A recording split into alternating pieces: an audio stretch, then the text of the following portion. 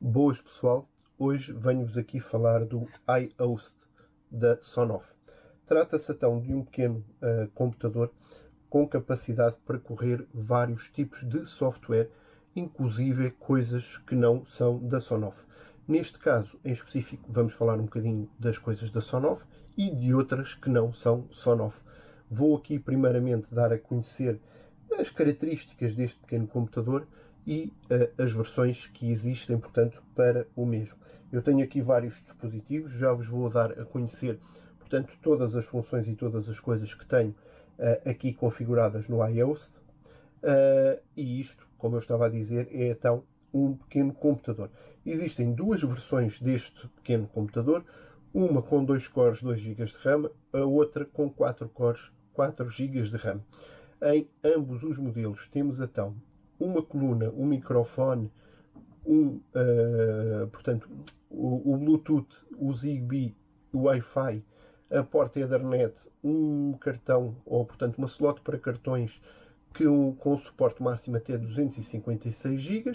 E depois temos um conector tipo C para fazer a alimentação aqui do iOS e uma porta USB 2.0 aqui deste lado, o QR Code e o botãozinho de reset, bem como aqui uns botões que podemos utilizar para armar e desarmar o alarme localmente. Aqui em relação ao volume, a questão de emparelhar os dispositivos Zigbee e outro para fazer aqui o controle do power on, power off e dessas coisas todas. Depois temos aqui este LED que também é indicador quer da parte do search por Zigbee, quer inclusive se ele estiver a fazer updates, reboots, esse tipo de coisas também é aqui possível de visualizar. Temos aqui vários dispositivos e, como eu estava a dizer, isto trabalha então com a parte da WiiWiLink.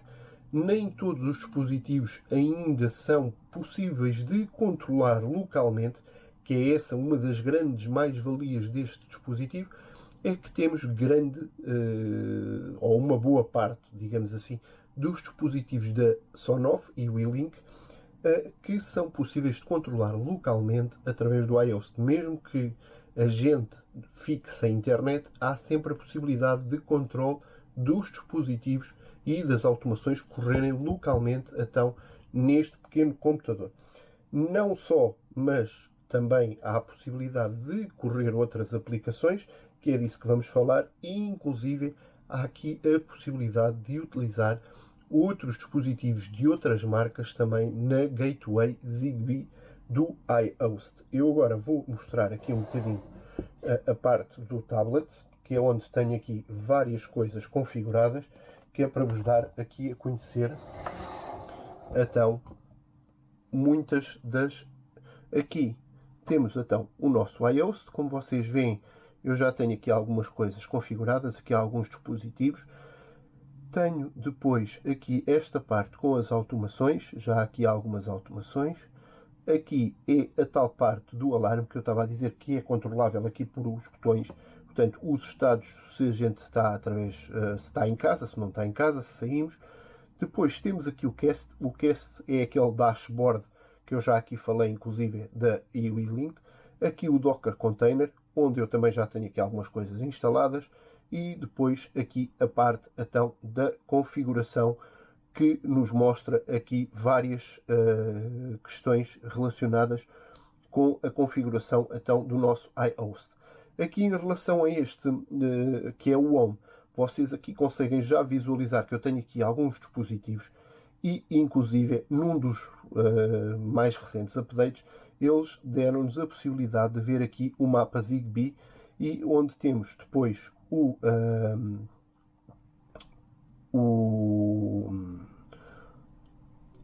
os dispositivos que são terminais, os routers e portanto, o main, se assim se pode dizer, portanto, que será o iHost, será o.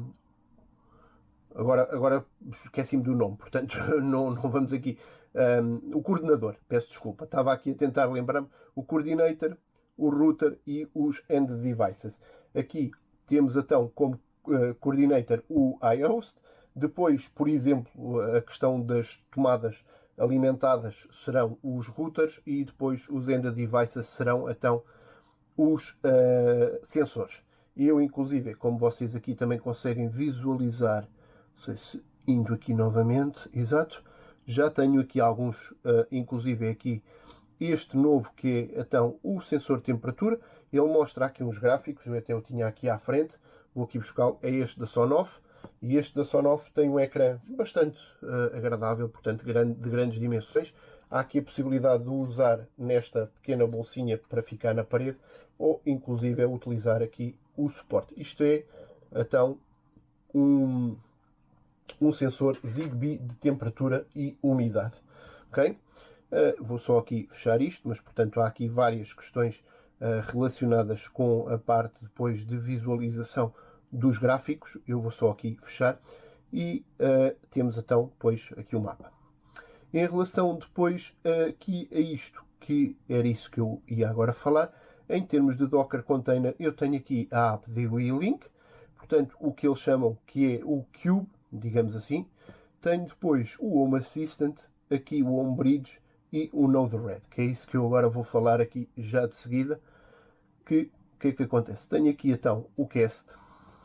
O Cast não é nada mais nada menos que um dashboard, a meu ver ainda bastante gigante, e que podia haver aqui algum ajuste do tamanho, portanto, das letras e inclusive dos botões.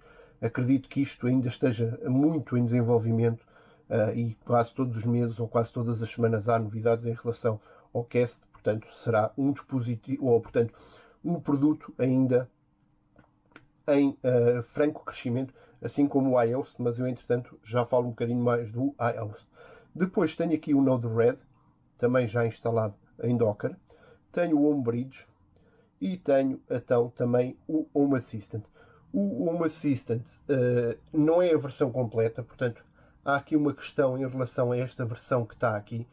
É uma versão que não tem supervisor e, portanto, por isso não conseguimos correr add-ons na mesma. Portanto, tudo o que são add-ons não há possibilidade de correr, mas podemos ter uma primeira abordagem para ter o primeiro contacto com o Home Assistant, fazer algumas automações, ver como é que as coisas funcionam e tudo mais, mas, mais uma vez, é uma versão limitada. No entanto, dá para fazer vários testes, inclusive para correr nesta pequena máquina da Sonoff.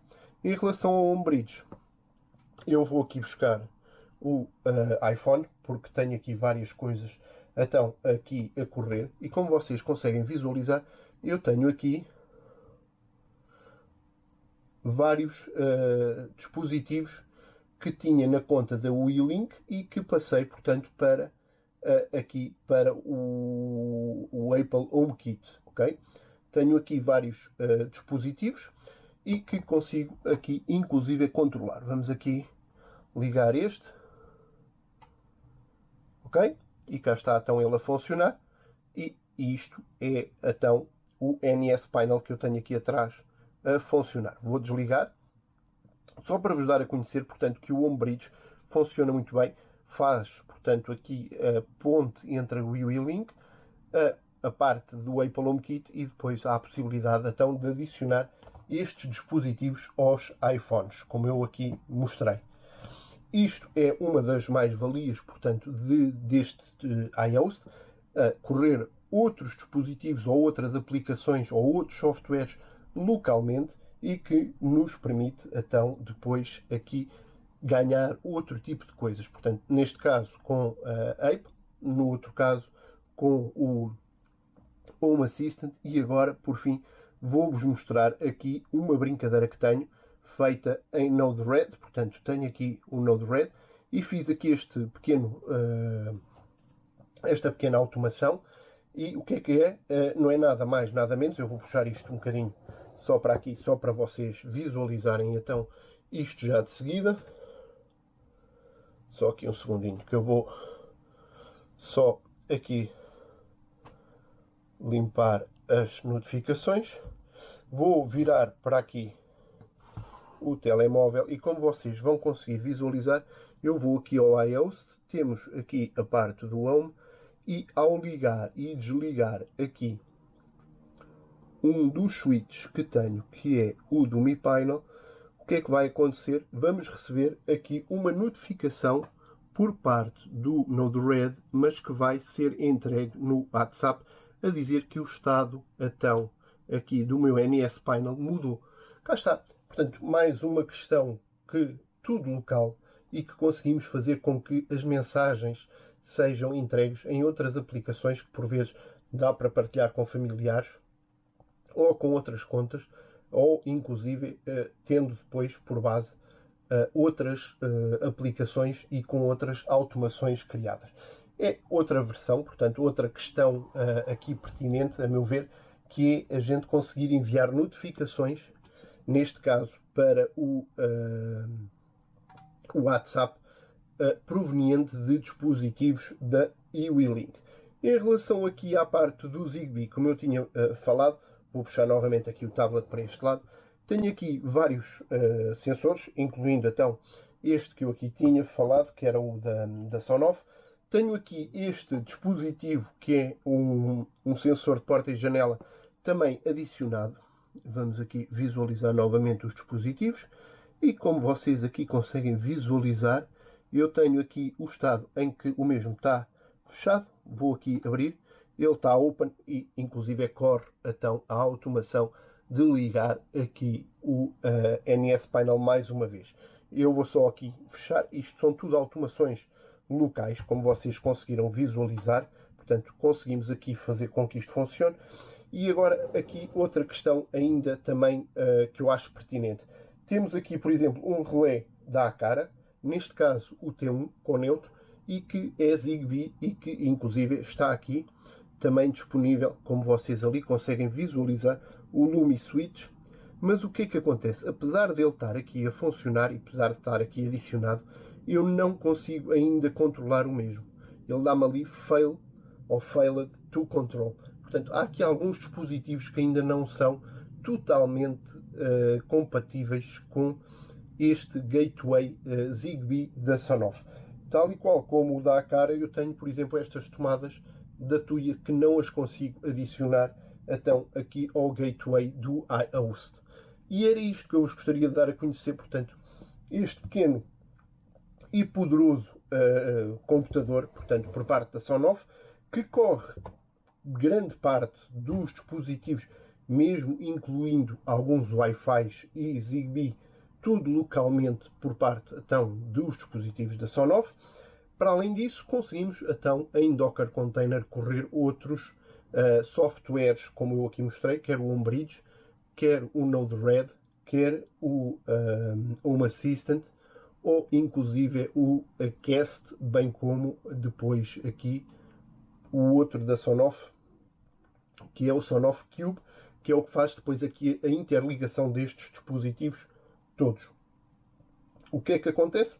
A meu ver, isto é um dispositivo que ainda não está totalmente acabado, tanto é que quer para isto, quer para o Cast, muitas vezes vão aparecendo updates e inclusive agora o mais recente também trouxe alguma estabilidade aqui ao iOS.